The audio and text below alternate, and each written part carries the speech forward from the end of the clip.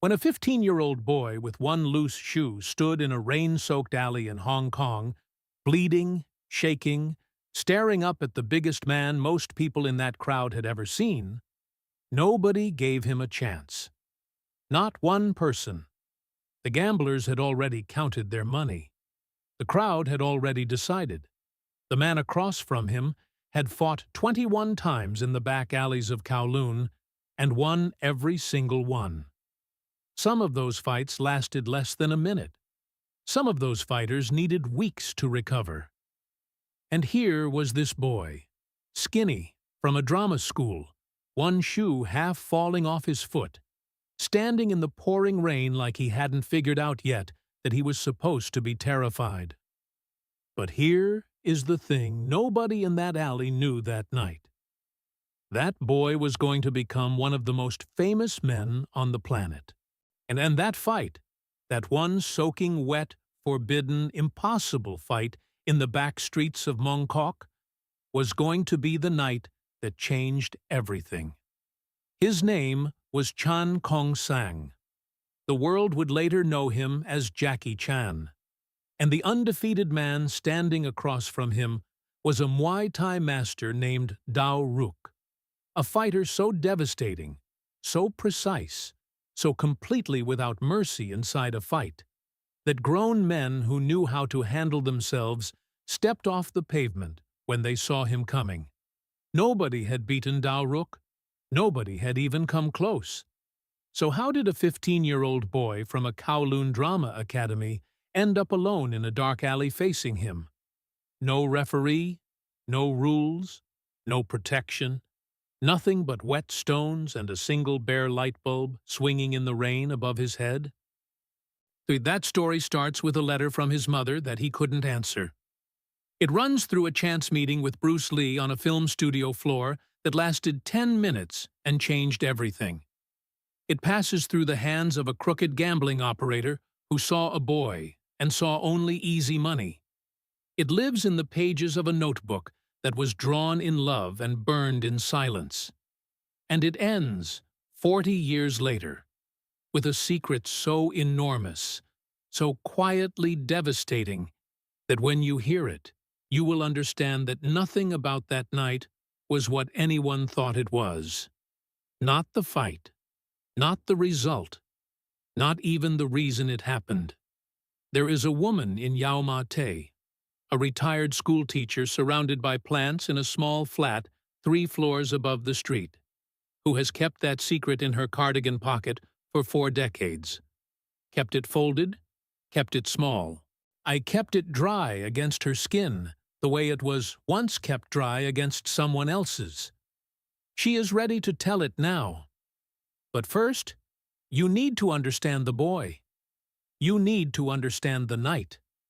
You need to understand what it cost everyone involved, and why one man made a decision in the final second of that fight that nobody in the crowd saw coming.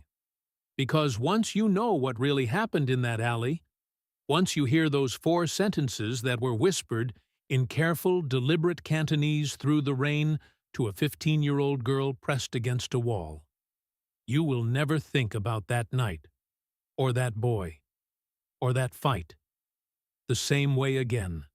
Stay with this video all the way to the end, because the cliffhanger at the center of this story has been waiting 40 years to be heard, and it is worth every single second of the wait. While the letter arrived on a Tuesday, Kong Sang knew it was from his mother before he even opened it. Her handwriting was small and careful, like she was trying to fit too many feelings into too little space. He stood in the dormitory hallway, still sweaty from morning training, and read every word twice. At the bottom, she had written, "We miss you every day, my son. Be good. Work hard. Make us proud." He folded the letter and put it in his pocket. He did not write back that week. He didn't know what to say that wouldn't sound like complaining. Chan Kong Sang was 15 years old, and Hong Kong was his entire world. Not the glamorous Hong Kong, not the harbor lights or the fancy hotels on Hong Kong Island that he sometimes saw in magazines. His Hong Kong was narrower than that. And it was the cracked courtyard of the China Drama Academy in Kowloon, where he had lived since he was 7 years old. It was the smell of liniment oil and floor wax. It was the sound of 30 boys training before sunrise, feet slapping stone in the dark. His parents worked far away in Australia, at the French embassy. They sent money when they could. It was never quite enough, and it was always enough. That particular kind of tight, careful living that meant no one went hungry, but no one had new shoes either. Kong Sang didn't complain. He had learned early that complaining changed nothing. What he had instead of complaining was training. Every morning, every evening, until his arms felt like wet rope and his legs begged him to stop.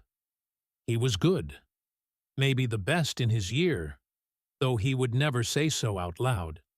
Master Yu Chanlong had told him once, very quietly, after a particularly brutal sparring session, "You have something. Don't waste it being stupid." From Master Yu, that was practically a love poem. Master Yu Chanlong ran the academy the way a ship captain runs a vessel in a storm. Total control, total focus, and absolutely no patience for nonsense. He was short, wide-shouldered, with a voice that could shake plaster off walls when he chose to use it at full volume. He chose to use it at full volume often. But it was Master Yu who left an extra bowl of rice outside Kong Sang's door after the worst training days. He never said a word about it. Kong Sang never mentioned it either. That was the language they had built between them, care expressed through small actions rather than words. Kong Sang understood that language better than any other. He had 2 friends at the academy, real ones, the kind you chose rather than inherited. The first was Lam Siu Pok, who was thin as a reed and moved through the world like he was always slightly apologizing for being in it. Siu Pok carried a battered notebook wherever he went and filled it with drawings, fighters mid-kick, noodle vendors at their carts, the way morning light hit the harbor water. He wanted to be an artist someday. At the academy, this was considered an eccentric ambition, like wanting to be a cloud. Kong Sang thought it was the best idea he had ever heard. The second was Wai Tinfei, who was not a student at the academy but lived nearby in Yau Ma Tei, where her family ran a fish stall in the market. She had attached herself to Kong Sang and Siu Pok 2 years earlier after beating Kong Sang at arm wrestling on a dare, and then laughing so hard she cried. She was the loudest person Kong Sang had ever met. She was also the bravest, though she would have punched him for saying so. These 2 were not family by blood. But blood, Kong Sang had come to understand, was not always the most important ingredient. It was Tin Fei who told him first. She appeared at the academy gate one evening, still smelling of fish and salt water, her face set in a way Kong Sang had learned to read as serious news. She pointed down the street toward Sham Shui Po and said, low and flat, "You know the Muay Thai gym that opened last month? Their top man put 3 of the Hung Quen boys in hospital last night. 3. And one of them won't use his left hand right for a while." Kong Sang looked at her. "They're calling him Dao Ruk," she said. "Nobody's beaten him. Not once." She said the name like she was setting something down carefully, something breakable.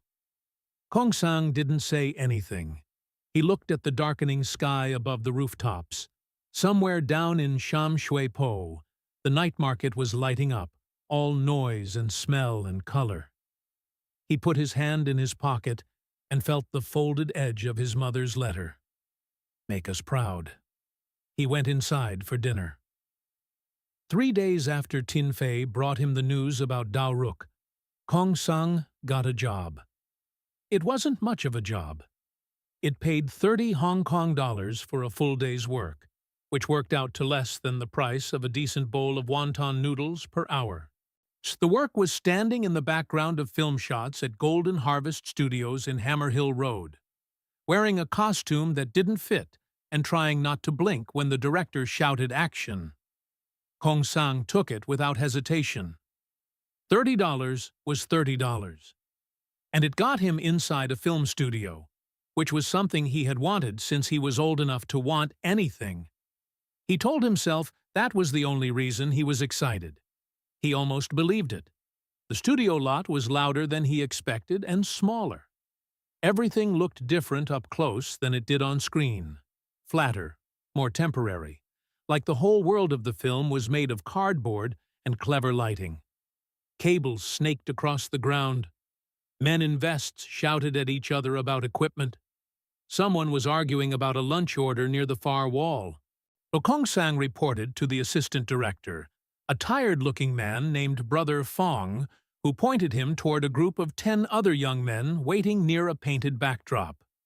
They were extras, too, some from other martial arts schools, some just boys who could move convincingly on camera. Kong Sang found a spot at the edge of the group and waited. He was good at waiting.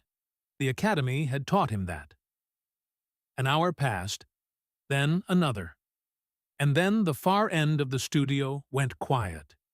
Not gradually quiet, suddenly, completely quiet. The way a room goes silent when someone walks in who changes the weight of the air. Kong Sang looked up from the floor. Bruce Lee was on the other side of the studio. He wasn't making an entrance. That was the first thing Kong Sang noticed. There were no cameras on him, no assistants hovering. He was simply there, and in a plain white t-shirt and dark training trousers, working through a sequence of movements alone in the open space near the far wall. But working through wasn't the right phrase.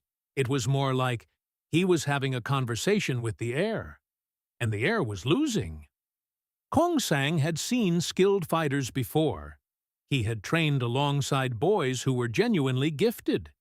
He had watched Master Yu Chan Lung demonstrate techniques that seemed to bend the rules of what a human body should be able to do.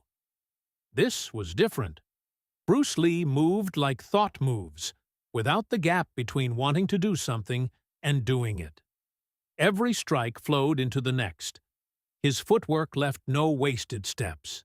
When he pivoted, it was exact. When he stopped, he was still completely, the way water in a glass goes still. And he was sweating through his shirt, and his jaw was tight with concentration, and he was, without question, the most completely focused human being Kong Sang had ever seen.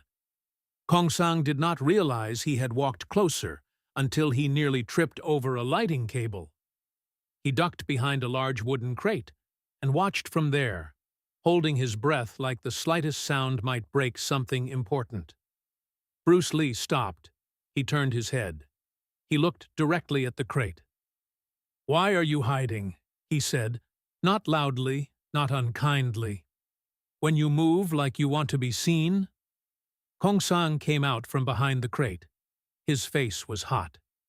He almost turned and walked straight out of the studio and never came back.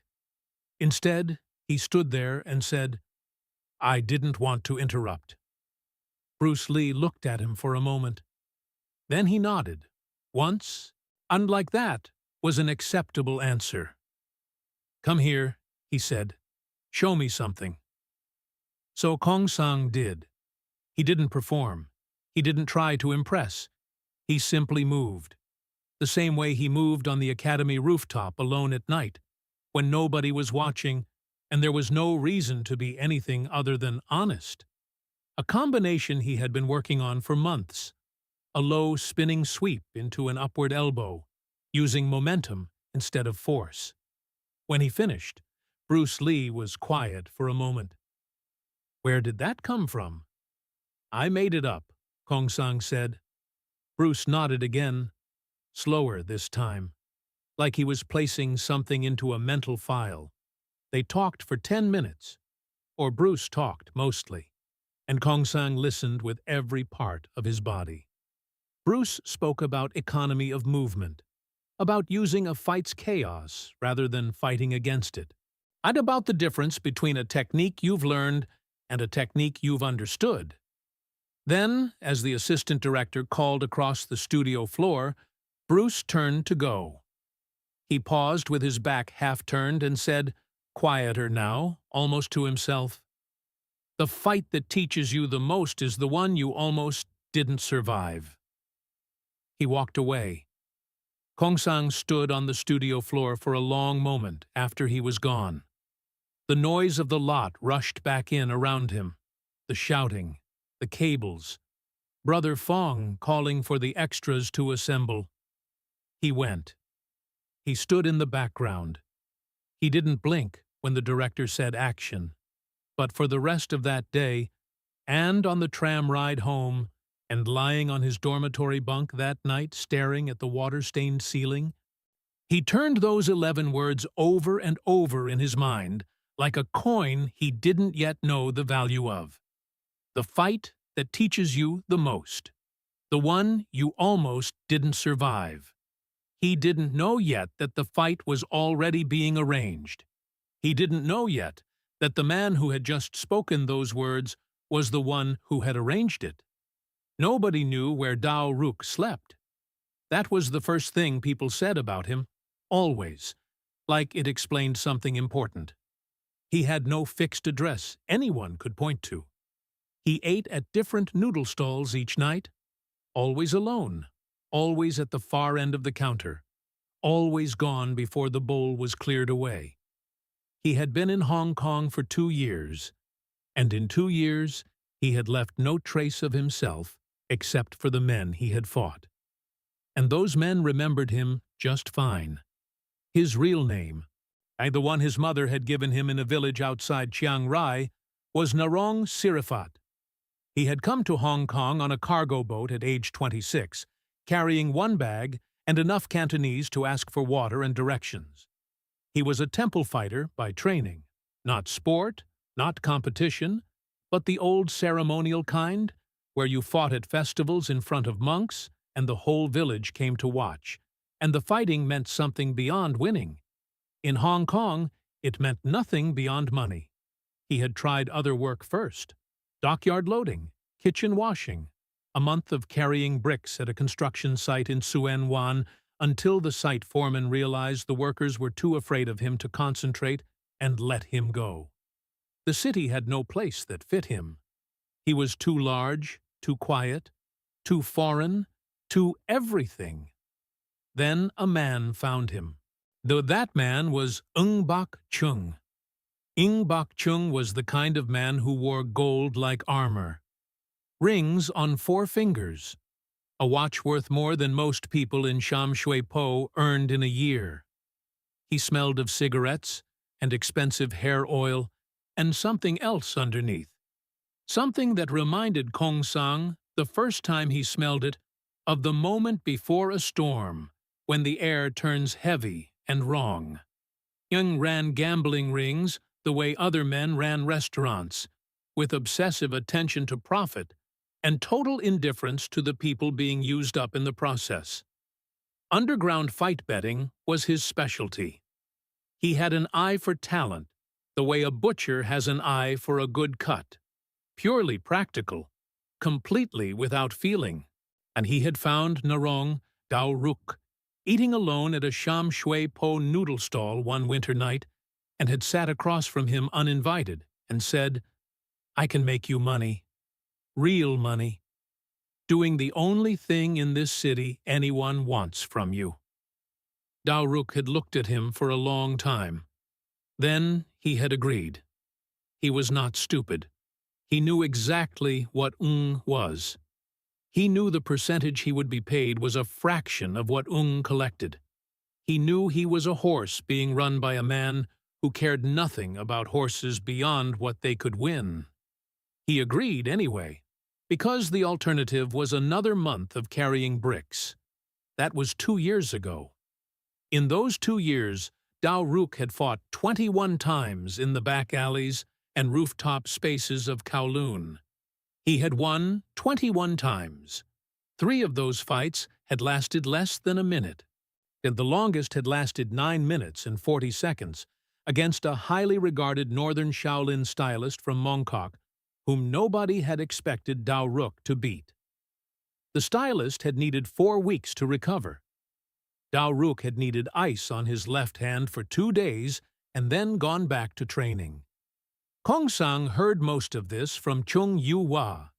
Yu-Hua was 17, one of the senior students at the academy, wide-faced and generous, and constitutionally unable to resist a dare.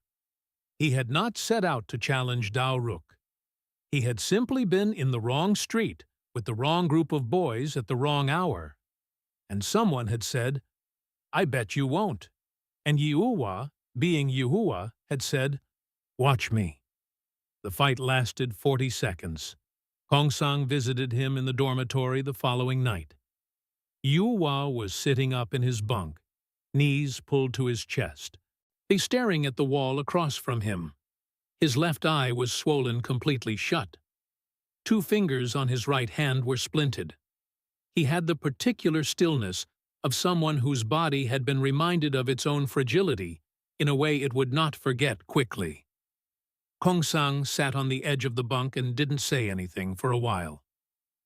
"He didn't even look angry," Yu-Hua said finally, very quietly. "That was the worst part. He looked bored, like I wasn't even a problem. Just something in the way." Kong Sang nodded.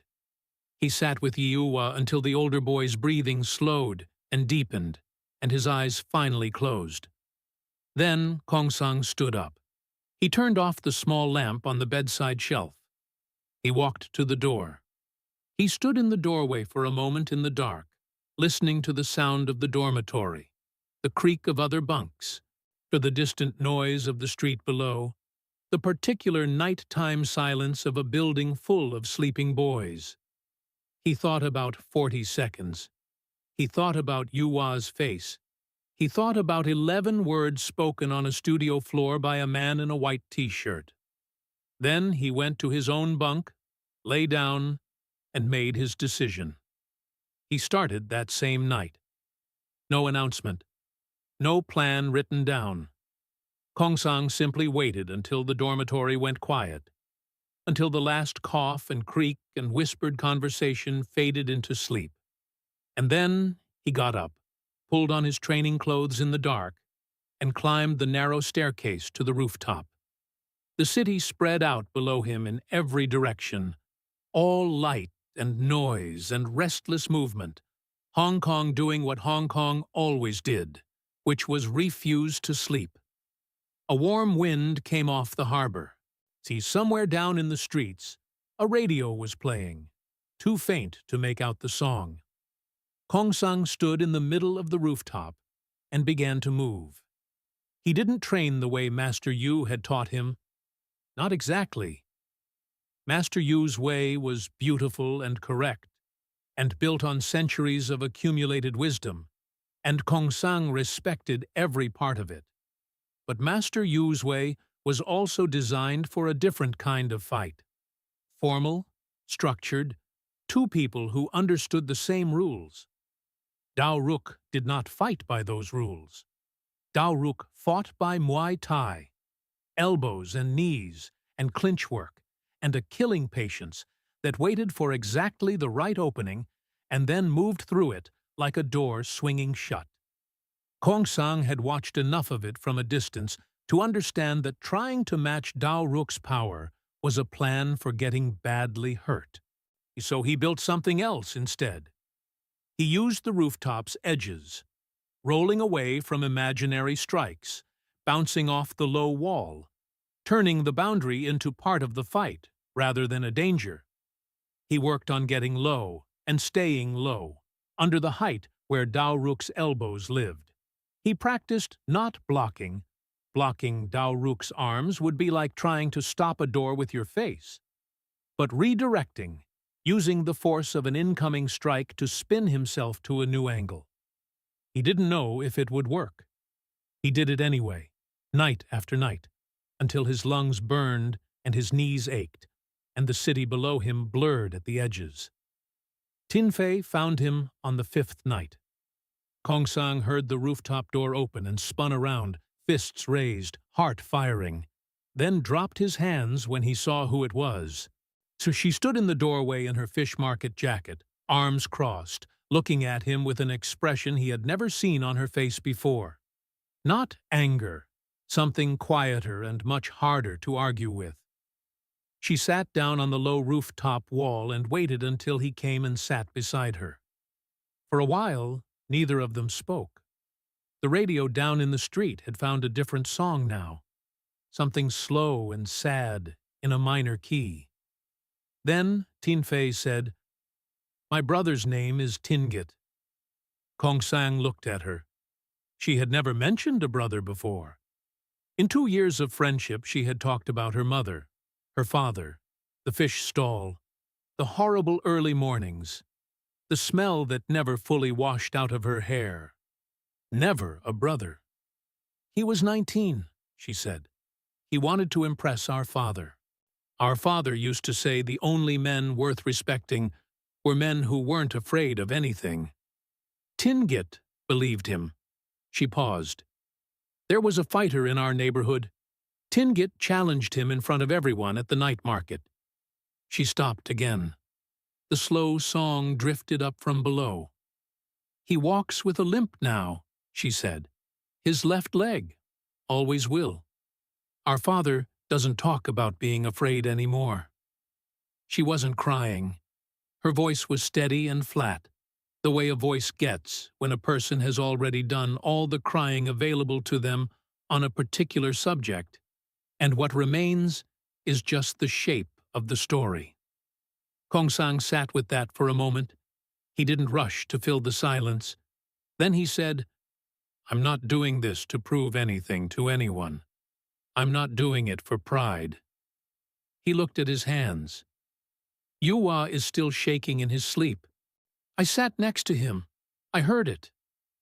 Tin Fei looked at him for a long time. She didn't tell him to stop.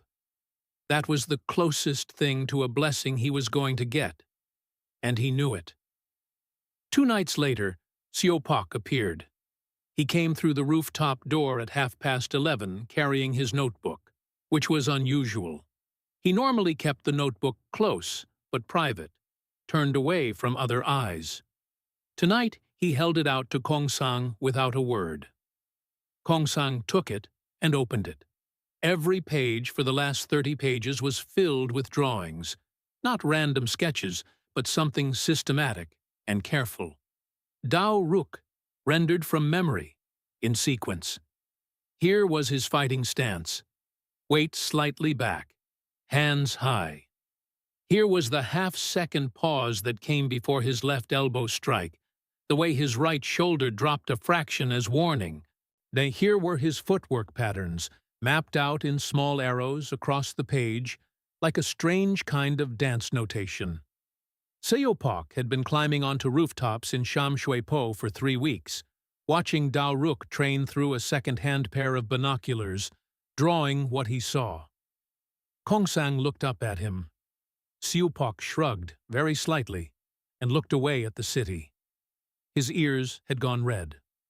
Kong Sang looked back down at the notebook. He turned the pages slowly, one by one. This was the most important gift anyone had ever given him. Not because of what it showed him about Dao Ruk, though it showed him a great deal, but because of what it told him about the boy who had made it. Xiao Pak was terrified. He was completely terrified, and he could not say so. And this notebook was the only language he had for "please be careful, please come back. Please don't let this city take you too." Kong Sang closed the notebook carefully and held it with both hands. He did not say, "Thank you." Thank you was not big enough. He said, "I'll return it when it's over." Xiao Pak nodded without looking at him. Above them, the Hong Kong sky sat low and dark and heavy with coming rain. Ng Bak Cheong chose the meeting place himself. That told Kong Sang something right away. A man who picks a dim sum restaurant in the middle of the afternoon, in his own neighborhood. at his own regular table. That man is telling you something without saying it. He is telling you that you are on his ground, that the rules here are his rules, that the walls and the waiters and the steam rising from the bamboo baskets all belong to him in some important way. Kong Sung arrived 5 minutes early and waited outside, watching the street. Then he went in anyway. The restaurant was in Prince Edward, wedged between a hardware shop and a pressed duck stall. 3 floors of noise and steam and the particular comfortable chaos of 100 people eating and talking at the same time. Nung Bak Chung was on the 2nd floor, at a round table in the corner, already eating. He was a wide man, not tall, but occupying space the way certain men do, as though the air around them belongs to them by right. His suit jacket was hung carefully on the back of his chair. 4 gold rings on 2 hands. The watch Kong Sang had heard about. A cigarette burning in the ashtray beside the lazy Susan, untouched, sending a thin line of smoke straight up toward the ceiling fan. He did not stand when Kong Sang approached. He gestured at the opposite chair with his chopsticks and said, mouth still full, "Sit." Kong Sang sat. Ung ordered more food without asking. Plates arrived. Hargao, siu mai, a dish of turnip cake glistening with oil. He ate steadily and talked between bites, which meant Kong Sang spent the negotiation watching a man chew. It was, Kong Sang understood, intentional. "You're from the Drama Academy," Ung said. "Yu Chan Lung's school." "I know the school." He picked up another dumpling. "Good school. Produces good fighters. Not great ones, but good." Kong Sang said nothing. "You want to fight Dao Ruk." Ung said it like a man reading a shopping list. Bored. Already past it. "I'll tell you what I told the last 3 boys who sat in that chair. The answer is yes. My answer is always yes." He smiled then, small and professional, or the smile of a man who had long ago stopped pretending warmth. "You know why?" Kong Sang knew why. The odds. A boy from a drama school against an undefeated Muay Thai fighter. Every gambler in Kowloon would bet against the boy. The pile of money on Dao Ruk's side would be enormous. When the boy lost, and the boy would lose, this was simply arithmetic to Nung. The house cleaned up beautifully. He didn't say any of that. He said, "Because you're a generous man." Ung looked at him for a moment. Then he laughed, a real laugh, short and surprised, the first unguarded thing he had done since Kong Sang sat down. "I like you," he said. "Don't get hurt too badly." The agreement was 1 page. Ung slid it across the table between the plates, along with a pen. Kong Sang read it through once, carefully, while Ung refilled his own tea and lit a fresh cigarette. It looked straightforward. Date, location, terms. Kong Sang's name on 1 line. A signature block at the bottom. He signed it, folded his copy, put it in his jacket pocket. They shook hands. Ung's grip was firm and brief, and told him nothing. Kong Sang walked out through the noise and steam of the restaurant, down the stairs, out onto the Prince Edward Street, and stood in the afternoon sun for a moment. Then he took out the paper and read it again. He had read it carefully the first time, but the first time he had been watching Ung's face, tracking the conversation, doing several things at once. Now he read it the way Master Yu had taught him to read a fight, slowly, looking for the thing that was trying not to be seen. He found it on the 3rd paragraph of the 2nd half, and in print, slightly smaller than the rest.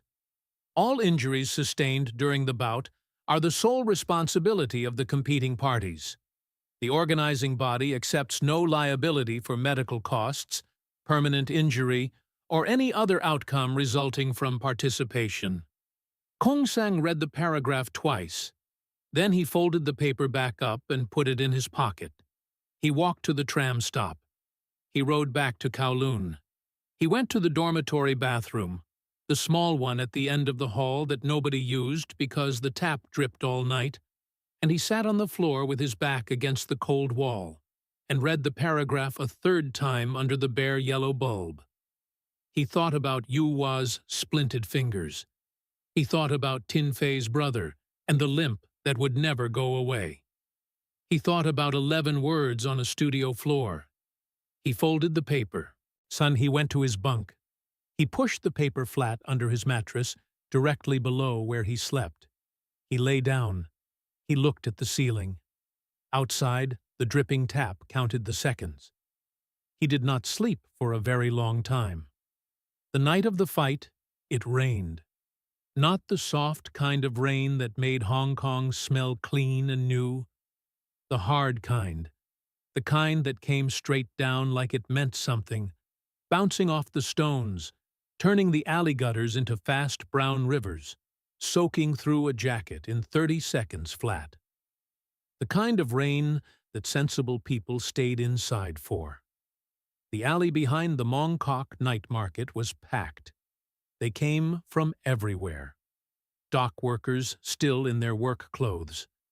Gamblers in good shoes who had heard through Ung's network and come to collect easy money. The noodle vendors who had pulled their carts to the alley mouth to watch. Boys from 3 different martial arts schools standing in separate clusters, not speaking to each other. A pair of old men who had brought a folding stool between them and set it up at the back like they were watching the races. Kong Sang arrived through the side entrance, a gap between 2 buildings barely wide enough for one person, and stood at the edge of the crowd for a moment before anyone saw him. He looked at the space. The alley was long and narrow, wet stone underfoot, slick as soap. A single bare bulb on an extension cord hung from a window above, swinging slightly in the rain, throwing moving shadows across everything. At the far end, a drain. To his left, a stack of wooden crates. To his right, a concrete wall with a rusted drain pipe running floor to ceiling. Kong Sang looked at the drain pipe. He looked at the crates. He looked at the wet stones. He filed all of it away. He did not see Tin Fei and Xiao Pok until he was already in the center of the space. They were standing pressed against the left wall, Xiao Pok with his notebook clutched to his chest, Tin Fei with her arms crossed and her jaw set in the particular way that meant she had already had the argument with herself about being here and lost. Kong Sang looked at them. He had told them not to come. Tin Fei looked straight back at him and raised one eyebrow, a look that said, very clearly, "Try to make me leave." Kong Sang looked away. Something in his chest loosened, just slightly, just enough. Then the crowd went quiet. Dao Ruk entered from the far end of the alley. He wore no shirt, despite the rain, red armbands wrapped tight from wrist to elbow. His feet were bare on the wet stone. He walked slowly, not performing, not posturing, simply arriving the way a weather system arrives, because it is going to and there is nothing to be done about it. He was bigger than Kong Sang remembered from a distance, much bigger. The crowd pulled back from him on both sides, not dramatically, just the small unconscious movement that bodies make when something large and certain comes through. He stopped at his end of the space. He looked across at Kong Sang. Someone in the crowd laughed. Then someone else. Then a ripple of it, low and unkind. That boy. That little boy. Dao Ruk did not laugh. He looked at Kong Sang the way Kong Sang had looked at the alley, taking inventory, filing things away. And his expression did not change, but something in his eyes shifted, very slightly. Something that might have been surprise. Kong Sang had seen that look before. It was the look of a man recalibrating. Good, Kong Sang thought. Let him recalibrate. Ng Bak Chung appeared from somewhere in the crowd, dry under a large umbrella that someone was holding over him, and spoke the rules in a loud, flat voice. No weapons, no biting. Fight until one man couldn't continue or yielded. He spoke quickly and without ceremony, the way a man reads terms he knows nobody is listening to because everyone already understood why they were here. Then he stepped back. The crowd contracted, tightened around the space like a closing hand. Kong Sang dropped into his stance, low, lower than usual, below the altitude of elbows. Dao Ruk looked at the stance. Just something moved across his face, fast, almost invisible. Then he moved. He was fast. That was the first thing. Every account Kong Sang had heard, every page of Siopok's notebook, none of it had fully prepared him for how fast a man that large could move when the fighting started. The first strike, a straight teep kick, testing, covered the distance between them in almost no time at all. Kong Sang was not there when it arrived. He had gone left, low and rolling, the wet stones cold through his jacket, and was up again before Dao Ruk had fully reset. He got one strike in, just one. A short hammer to the back of Dao Ruk's upper arm, not hard enough to damage, hard enough to say, "I can reach you." The crowd's laughter stopped. For 3 minutes, Kong Sang counted in his head, but the way Master Yu had taught him. He was everywhere Dao Ruk was not. He used the crates. He bounced off the drainpipe. He went low when Dao Ruk expected high and changed direction mid-movement in ways that were, he knew, deeply confusing to a fighter trained in straight-line power. He was not winning. He was not doing damage. But he was surviving, which at this particular moment was the most radical thing happening in the alley. The crowd had stopped making any sound at all. Siopok, at the wall, was drawing. Tin Fei had both hands pressed flat against her mouth. Then Dao Ruk stopped adjusting and simply waited. It lasted less than 2 seconds, that stillness. But Kong Sang felt it like a change in air pressure and understood, in the part of him that was purely animal instinct, that something was about to be different. And the left elbow came. Siopok's notebook had shown him the right shoulder drop. He saw it. He moved. He did not move far enough. The elbow caught him across the upper left cheekbone. Not the full force, because he had partially turned, but enough. More than enough. The world went white and sideways, and Kong Sang was on the stones before he understood he was falling, sliding across the wet ground, one shoe coming completely off and spinning away into the dark. The crowd made a sound, one collective sound, low and final, like a door closing. Kong Sang lay on the wet stones. The rain came down. He could hear it hitting the ground around him. He could hear the drain at the far end. He could hear, very faintly, someone saying his name. Tin Fei's voice, cracked open in a way he had never heard it before, trying to be quiet and failing. He put his hand flat on the stone. He pushed. He got up. The crowd went silent in a completely different way. Dao Ruk stood 6 feet away. He had not moved toward Kong Sang while he was down. He was watching now with an expression that had gone through several changes in the last few seconds and arrived somewhere that was not readable from a distance. Kong Sang stood. One shoe. Blood from his cheekbone running down his jaw and mixing with the rain. His left eye was already swelling. His whole left side was one long continuous signal of pain. He got back into his stance. Low. Below the elbows. And then Dao Ruk did something that nobody in that alley, nobody in 21 fights across 2 years of Kowloon nights, had ever seen him do. He stopped. He took one step back. He dropped his hands, not fully, not surrendering, but lowering them. Just a fraction. Just enough. He gave Kong Sang a breath. The rain fell between them.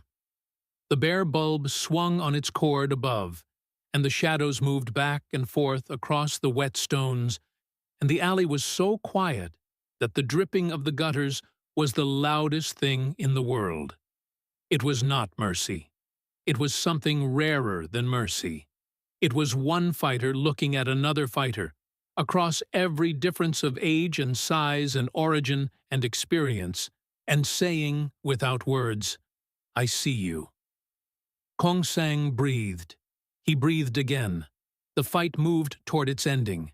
And the ending, what actually happened in those final seconds, what the crowd saw and what they didn't see, and what one man did that no one would understand for 40 years, is a story that belongs to the last chapter. For now, the rain fell. The bulb swung. Two fighters stood in the Mongkok dark. And somewhere against the left wall, a boy with a notebook drew as fast as his hand would move, trying to catch something true before it disappeared forever. They left through the gap between the buildings. Tin Fei went first, pulling Kong Sang by the wrist. Sio Pok came behind, one hand pressed flat against Kong Sang's back to keep him moving forward and upright. The crowd was still in the alley, arguing, collecting winnings, retelling what they had just seen in voices that were already making it bigger and simpler than it had actually been. Nobody watched three young people slip away through a gap in the wall.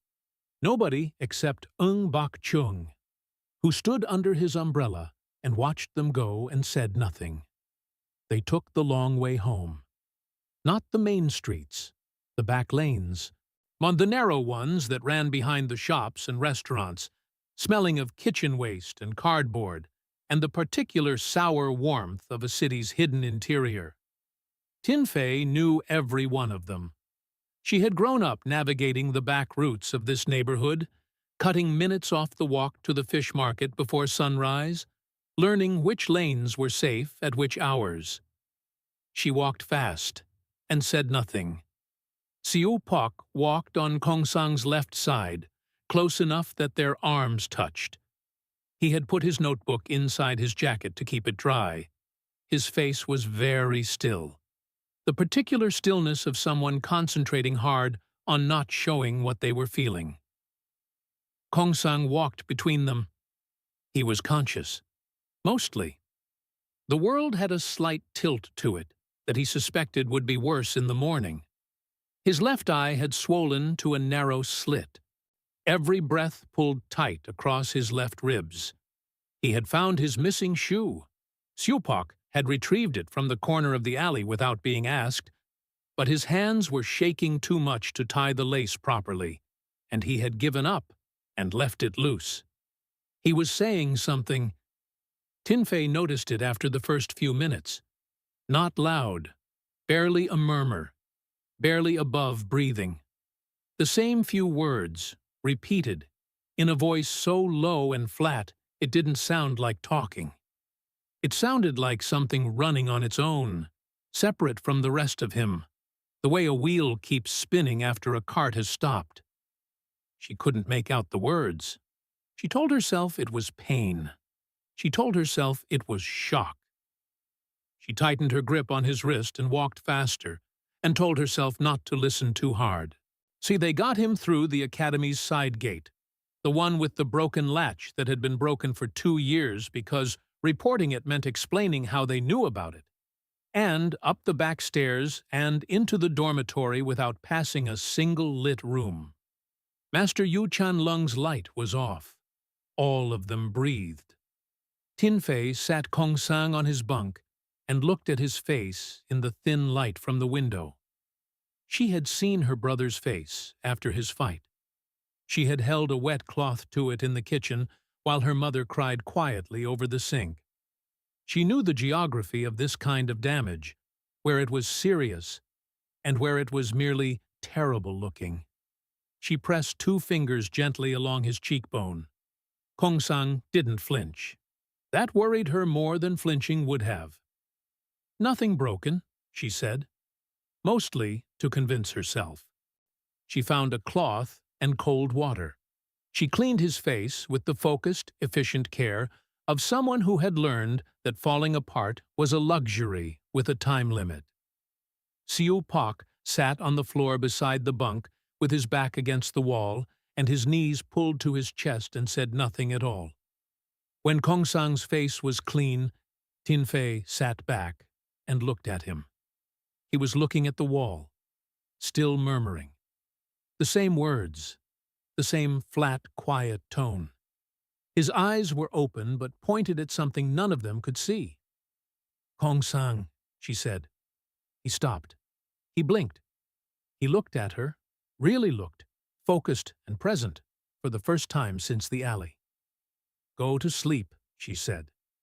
He did, almost immediately, like a switch.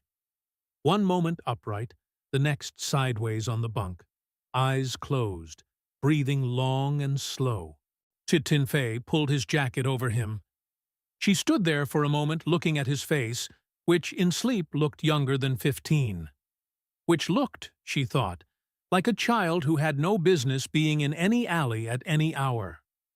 She looked at Siu Pak. He looked back at her. Neither of them said anything. They sat in the dark dormitory and listened to Kongsang breathe and to the rain easing off outside and to the city going about its night, as though nothing particular had happened in a back alley in Mongkok, as though the world was exactly the same size and shape it had always been. In the morning, Kongsang woke before the others. Siu Pak had fallen asleep on the floor with his back against the bunk, notebook open across his knees. Tin Fei had gone.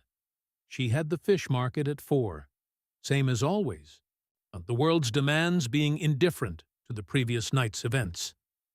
Kongsang looked at the notebook. Siu Pak had drawn through the night. Every page from the fight, the alley, the bulb on its cord, the rain, the crowd's faces. Kongsang in his low stance. Dao Ruk stepping back. The two fighters in the rain with space between them. It was beautiful. It was the truest thing Kongsang had ever seen made about himself. He looked at it for a long time. Long enough that Siu Pak woke, blinking, and saw him looking, and went very still. Kongsang closed the notebook carefully. He held it in both hands for a moment.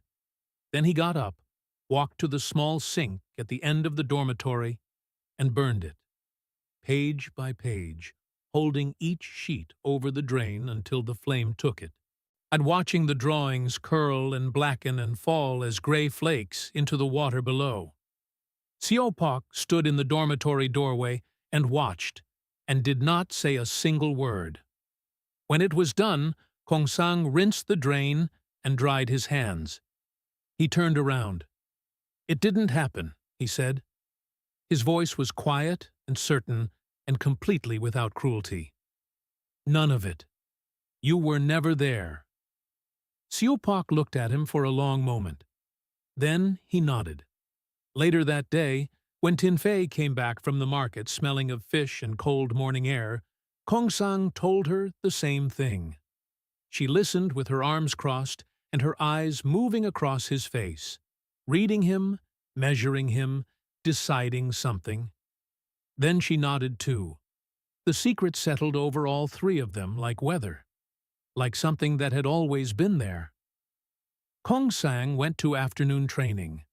He moved carefully, favoring his left side, and Master Yu Chan Lung looked at him across the courtyard once, a long, level look, and said nothing. The broken latch on the side gate stayed broken. The notebook was ash in a dormitory drain, and somewhere in Kongsang's chest, below the bruised ribs and the swollen eye and the ache that would take 2 weeks to fully leave, something had changed its shape permanently. Something had been pressed in and set, the way a seal is pressed into warm wax. He didn't have a name for it yet. He would carry it for 40 years before anyone gave it one. 40 years is a long time to carry something alone. The journalist's name was Pang Siu-wan, 29 years old, sharp-eyed, in carrying a voice recorder and a notebook, and the particular careful energy of someone who had been told many times that the story she was chasing didn't exist. She had spent 8 months looking.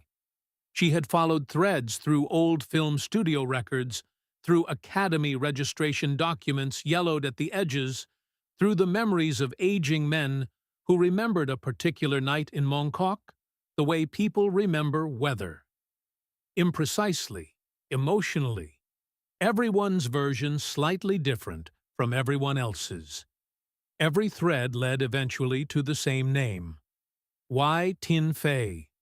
She lived in Yau Ma Te still, 3 streets from the fish market, where she had grown up.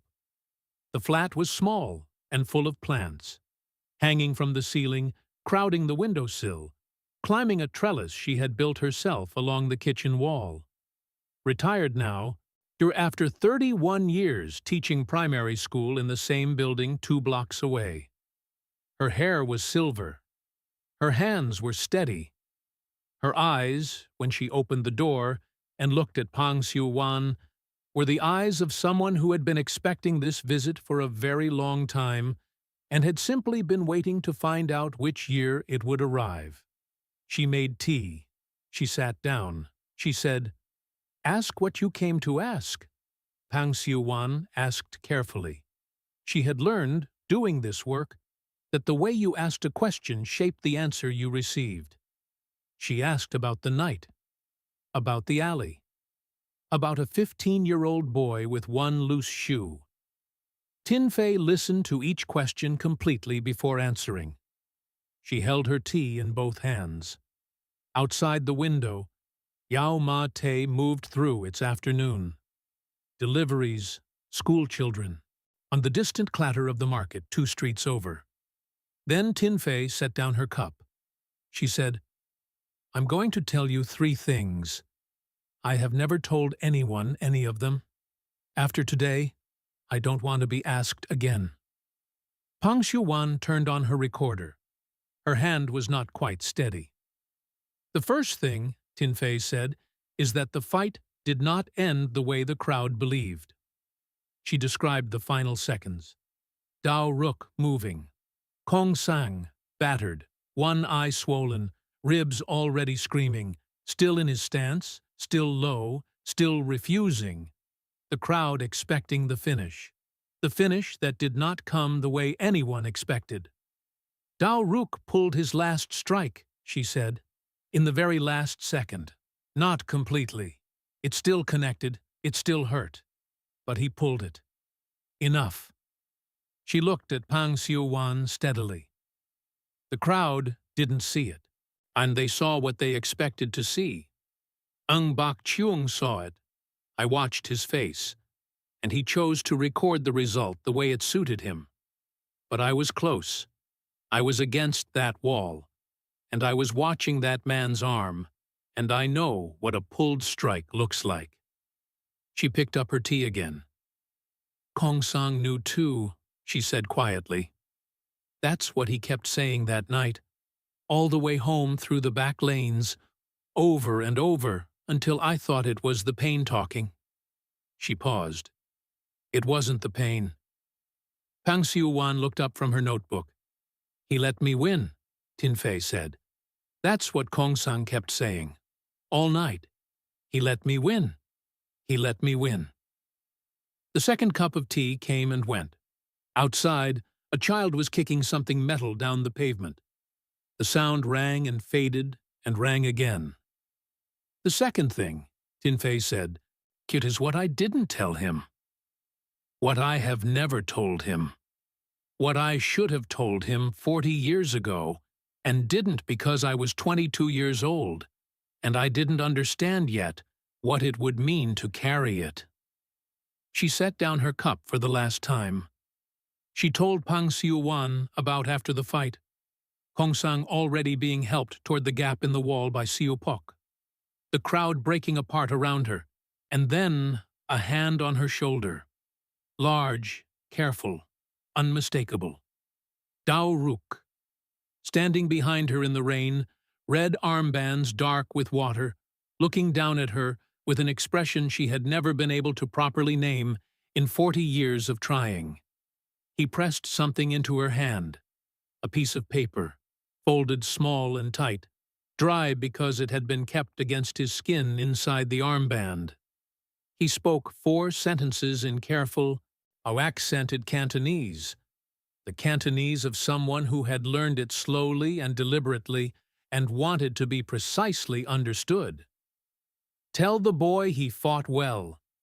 Tell him the man who asked me to watch him says he is ready. Tell him Bruce Lee sends his regards. Tell him he passed. Then Dao Ruk walked away through the breaking crowd and the rain and the swinging light of the bare bulb, and Tin Fei stood with the folded paper in her wet hand and did not move for a very long time. Pang Xiu-wan sat back in her chair. The recorder hummed softly on the table between them. "You never told him," she said. "No." "Why?" Tin Fei was quiet for a moment. She looked out the window at the Yao Ma Tei afternoon. At the buildings and the light and the streets she had walked her entire life. "At first, because I didn't understand it," she said. "I was 15. I thought, I'll tell him when I understand it better. Then time passed. Then he was famous. Then I thought, what does it give him now to know?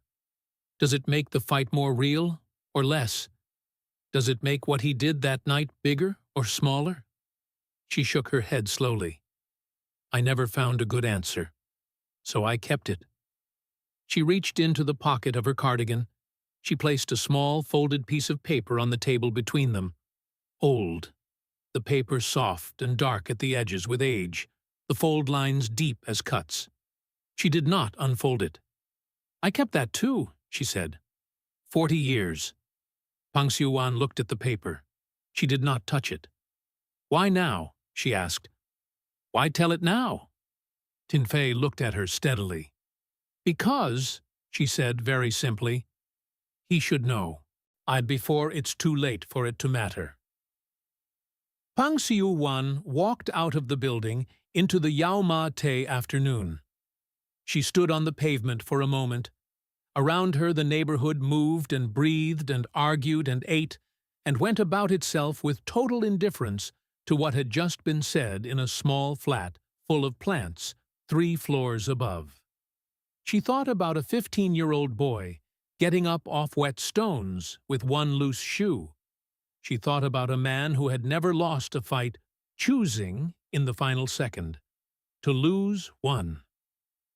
She thought about Bruce Lee, already gone from the world by then, already legend, somehow present in that rain-soaked alley anyway, watching through another man's eyes, sending a message through a girl's wet hand that took 40 years to arrive. She thought about what Tin Fei had said at the door as she was leaving. The fight was never forbidden," the old woman had said. "That's the thing nobody understood. It was never forbidden. It was arranged." She had closed the door quietly.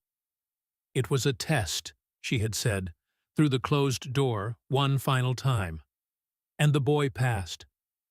Somewhere in the city, in the memory of a rain-soaked alley, in the smoke of a burned notebook, in the careful, deliberate Cantonese of a man pressing a note into a young girl's hand, a 15-year-old boy stood up off the stones one last time, and this time, finally, someone was going to tell him why.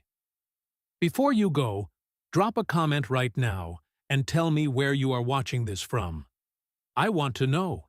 It could be Mumbai or Manchester, New York or Nairobi, a bedroom at midnight, or a bus in the middle of the afternoon. Oh, wherever you are. I am genuinely glad you are here for this story.